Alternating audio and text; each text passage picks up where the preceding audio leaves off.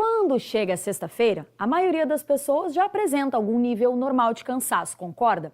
Mas e quando esse cansaço nunca acaba? Só piora e vem acompanhado de tontura, pressão alta, dores de estômago, insônia, por exemplo. Casos como esses são cada vez mais frequentes e fizeram a OMS reconhecer em 2022 os efeitos do estresse crônico causado pelo ritmo de trabalho como parte de uma doença ocupacional que apresenta sintomas físicos e emocionais. Estamos falando da síndrome de burnout. A gente vai falar com a psicóloga Ângela Wolf, nossa convidada aqui no Conexão RS, quando o assunto é saúde mental. Ângela, seja muito bem-vinda aqui com a gente nessa tarde. Mais uma vez, obrigada pela tua presença, pela tua participação. Queria que você começasse falando para a gente traçar esse diferencial, né? Quando que é apenas um momento de estresse, a pessoa de fato está com uma demanda maior de trabalho, uma sobrecarga, e quando que é essa síndrome? Bem-vinda, Ângela. Muito obrigada, Bruna, é um prazer te rever e é sempre um prazer participar aqui com vocês. Tá? Seguindo aqui com a tua pergunta, uma das questões mais importantes relacionadas com o burnout, propriamente dito, é o fato de que, exatamente como tu descreveu, uma coisa é algo situacional, para aquele momento a gente fica um pouco mais desorganizado, tenta trazer outros recursos e pode até ficar um pouco mais, com um humor um pouco mais baixo, mas isso tende a durar uma semana, 2, né? Quando nós estamos falando de burnout, nós estamos falando de algo que já está presente na vida da pessoa por pelo menos 6 meses, que é um tempo em que nós da saúde, utilizamos para avaliar qual é a persistência e a profundidade daqueles efeitos dentro da vida de uma pessoa. Então, uma coisa é tu estares passando por alguma situação difícil e que dura em torno de 2 semanas, 3, às vezes pode durar um pouco mais. Outra coisa é a pessoa estar há mais de 6 meses tendo exatamente esses sintomas que tu descreveu no início. A exaustão, a sensação de fadiga, a desorganização mental e o distanciamento mental com relação ao trabalho, uma coisa um pouco mais distanciada, inclusive, dos colegas, apresentando até alguma coisa um pouco mais irônica com relação ao trabalho. E também a sensação de não estar realizando nada, de que o seu trabalho é ineficaz. Então, esses são os 3 componentes que, objetivamente, a Organização Mundial da Saúde e, inclusive, a CID sustentam com relação a essa condição específica. Você falou, Ângela, de alguns sintomas, né? Inclusive, chama muita atenção isso que você disse, a sensação de não estar fazendo nada, quando na verdade a pessoa está ali numa estafa completa, né? É um paradoxo, mas que, como você disse, isso acontece. Esses seriam, então, os primeiros sintomas para a pessoa identificar. O que mais a gente pode dizer? Eu vejo muito falar também em dores de estômago, dores de cabeça, os sintomas que costumam ser fáceis de diagnosticar como sendo sintomas de burnout. Então, quando nós identificamos esses sintomas, Bruna, na verdade, o transtorno já está instalado, né? Então, nós já temos a condição instalada e agravada. Mas o que poderia ajudar uma pessoa a evitar que esses sintomas se instalassem, ou até mesmo ter uma pista de que eu posso estar comprometendo a minha saúde mental com relação ao trabalho?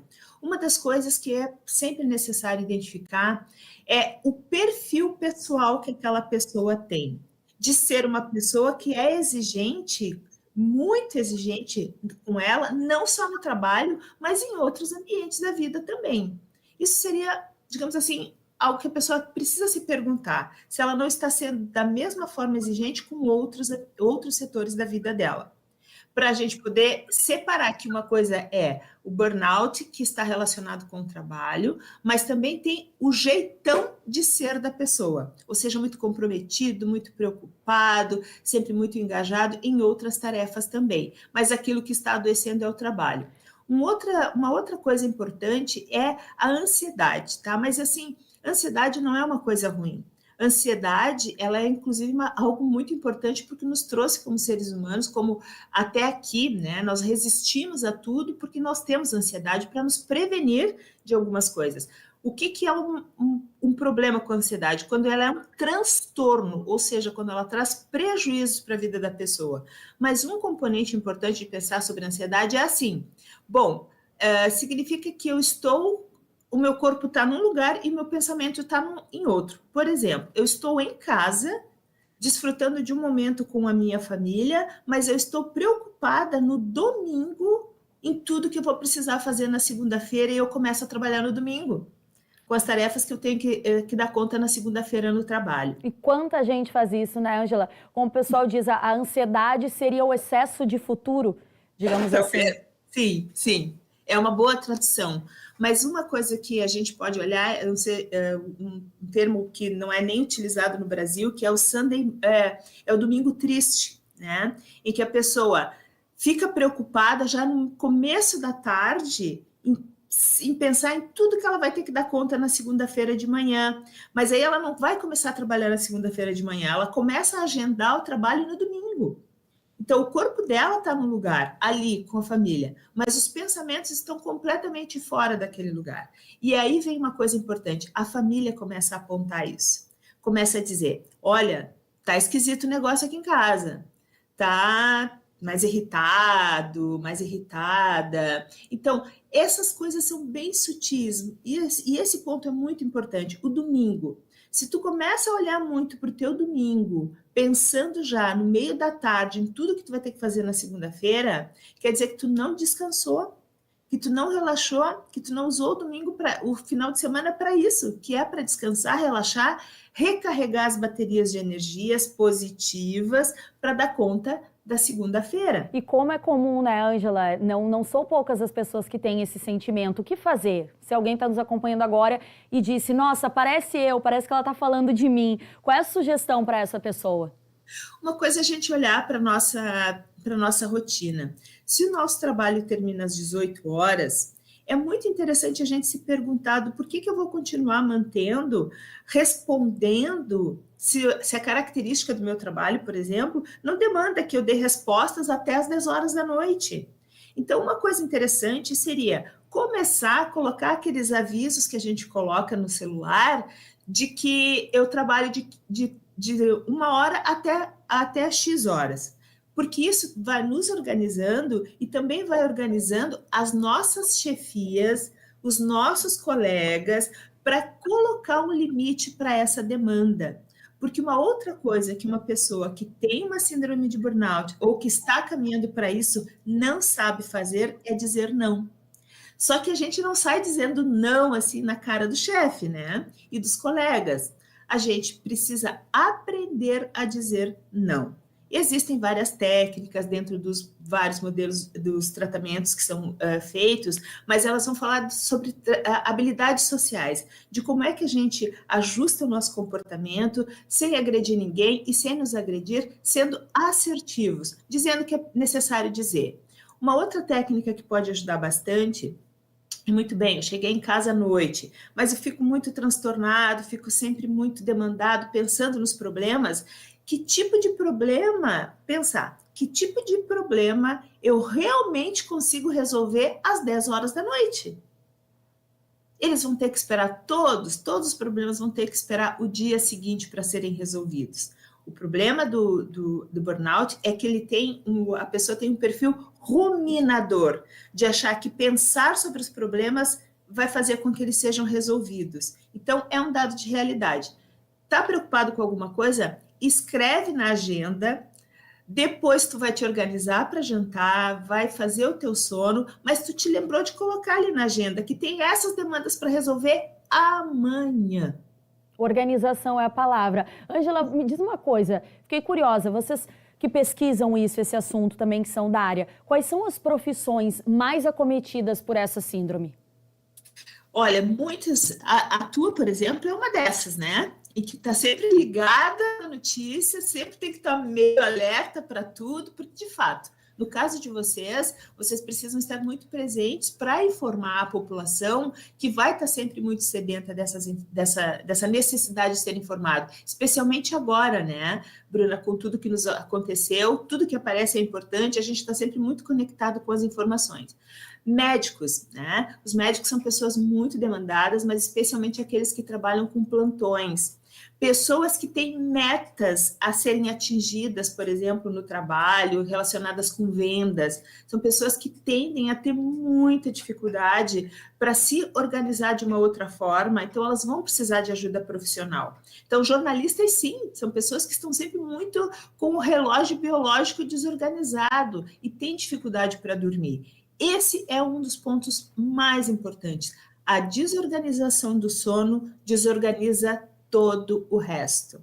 Então, o primeiro ajuste a ser feito de maneira prática é buscar um profissional que te ajude a trabalhar com a organização do sono.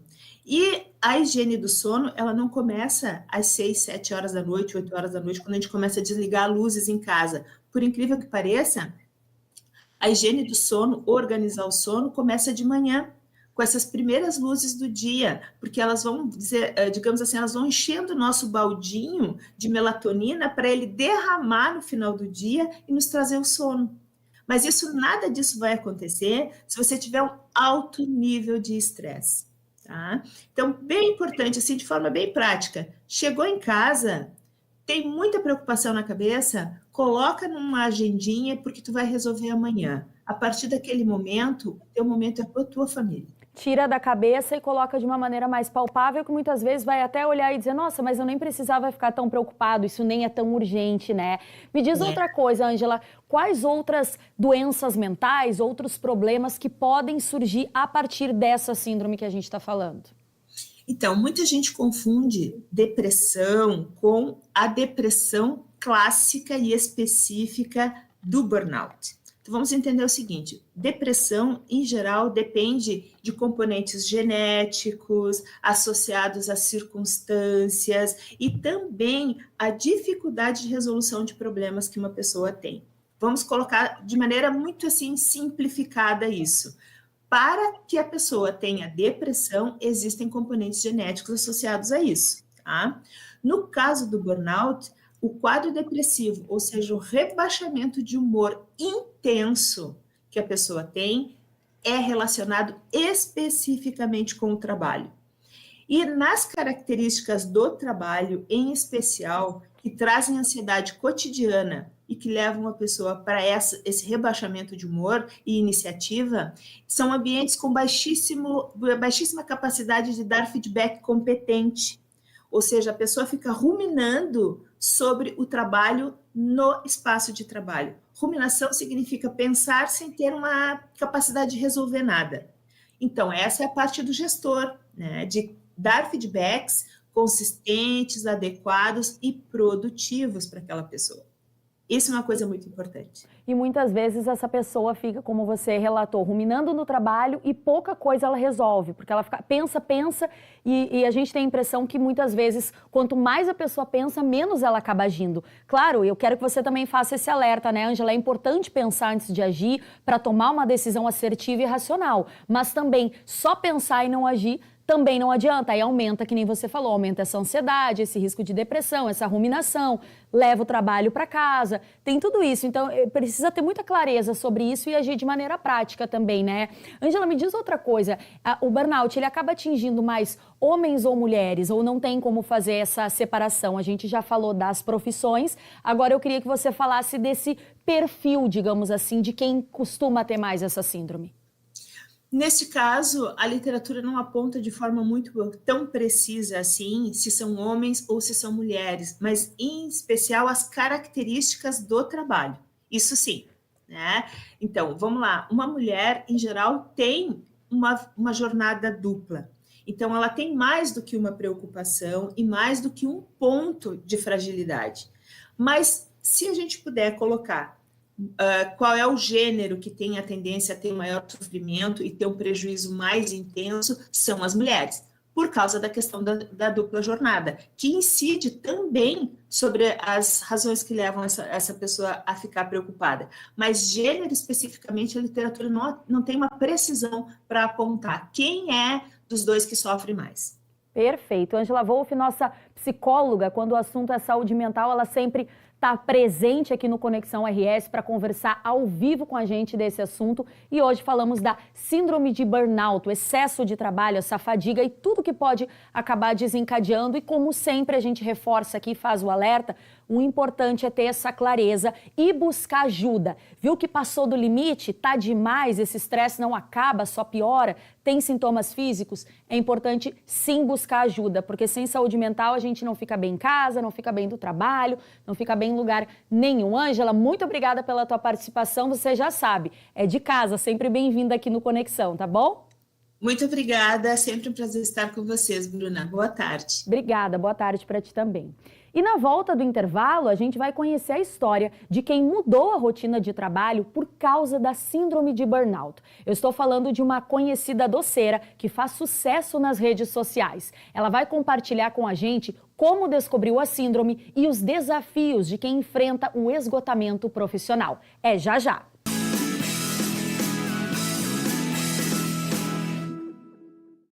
Conexão RS de volta ao vivo para você.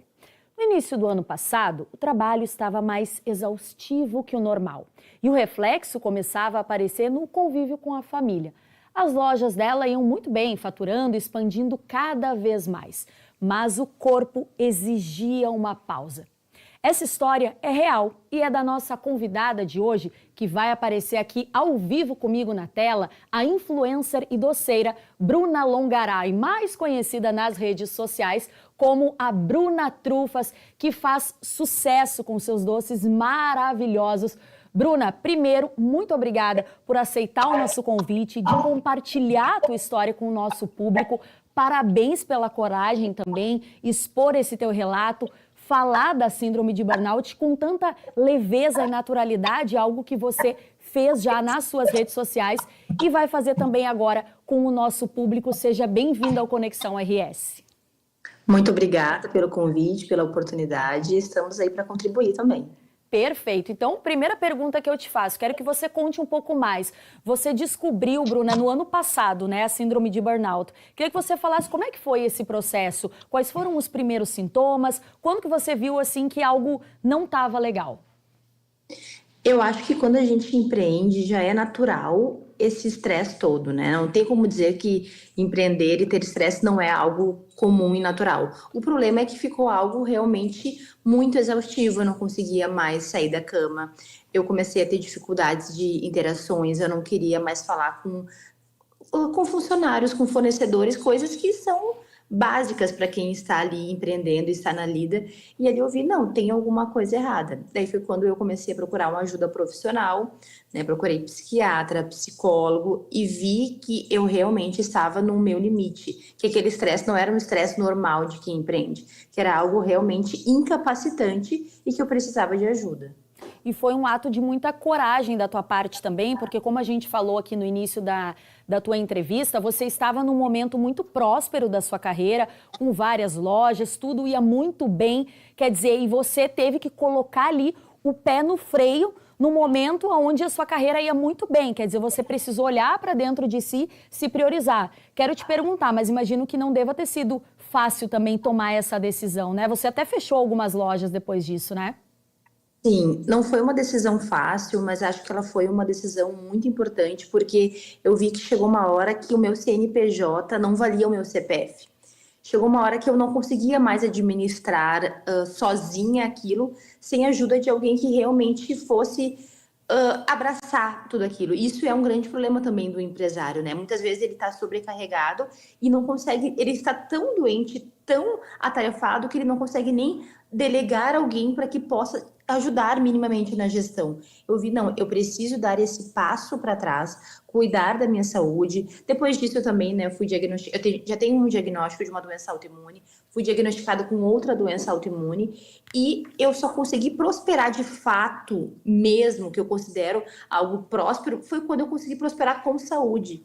Porque quando a gente prospera e não tem algo refletido na nossa saúde mesmo, do que vale? Como é que a gente vai usufruir aquilo? Como é que a gente vai criar os nossos filhos? E é algo que não se fala hoje em dia. Se fala muito em prosperidade a qualquer custo. Mas qual é o custo disso, né? Então, fica essa minha reflexão também, que da mesma maneira que a gente coloca energia no nosso negócio, que a gente também tem que colocar energia na nossa saúde. E como é que era também, Bruna? Você também tem filho, né? E até a psicóloga estava conversando com a gente antes, a entrevista que ela estava nos dando, ela falava que muitas vezes as pessoas da própria família começam a sinalizar: ó, você está muito estressada, você não tem tempo para nada, está sempre reclamando, está sempre indisposta. Como é que era também essa rotina, não só no seu trabalho, mas na sua casa também, que você justamente falou isso, começou aí a priorizar o CPF ao invés de só o CNPJ, né? Conta pra gente um pouquinho desse bastidor também, porque a gente te conhece, agora até estão passando os teus vídeos ali, a gente conhece das redes sociais, do trabalho lindo e gostoso que você desenvolve, mas como é que era também quando a Bruna chegava em casa depois de um dia exaustivo de trabalho? Eu chegava em casa, mas o trabalho também chegava comigo. É muito difícil separar. E a mulher, ela não chega em casa e tem, agora eu vou descansar. Não, ela tem uma jornada dupla, uma jornada tripla. Então foi muito desafiador conseguir ver, não, isso não está saudável. E a infância dos meus filhos, ela só acontece uma vez. Eu não vou ter oportunidade de ver eles pequenos novamente, né? Então, uma coisa que se diga que o trabalho, ele é fundamental, ele é importante, não estou dizendo que não, mas que tudo tem um limite, que a gente precisa também se forçar. Hoje, por exemplo, eu coloco compromissos como atividade física, como encontro com amigas, encontro até com os meus filhos, vou sair como um compromisso de trabalho. É realmente também uma prioridade, mas nem sempre foi assim, porque a gente fica viciado mesmo no trabalho, né? Não consegue ver o que é um problema e daqui a pouco o que é saudável. Então, por isso que a ajuda profissional, ela é fundamental. Com certeza, que bacana, que bom que você conseguiu perceber isso, porque muitas vezes as pessoas deixam para fazer isso se der tempo. Se der tempo eu saio, se der tempo eu me divirto, quando na verdade eu acredito até, Bruna, que isso faça parte também do teu tratamento, né? Você colocar isso na agenda, quem te acompanha deve estar ali puxando a tua orelha. Bruna, tá fazendo os combinados, tá te priorizando também. Como é que tá então o teu dia a dia hoje? Me conta também em relação às lojas, como é que tá funcionando a tua rotina? Olha, minha rotina hoje, eu procuro priorizar, da mesma maneira que eu coloco na minha agenda o meu trabalho, eu também procuro colocar na minha agenda tudo que for de cunho pessoal, porque eu sempre digo que as épocas que eu mais prosperei na minha vida foi quando eu estava bem de saúde.